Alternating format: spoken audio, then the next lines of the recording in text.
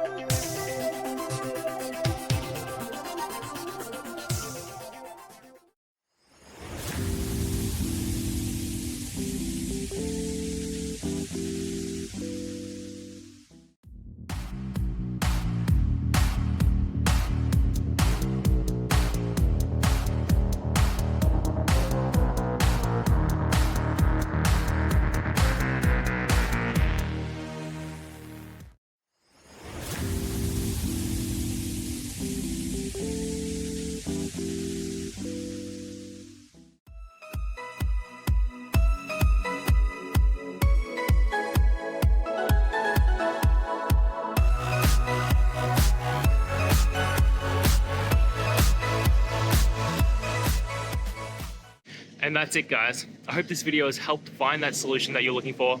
And if it did, please hit the subscribe button. I'd really appreciate it. Now, until the next time that you need technical help, I hope you have a good one.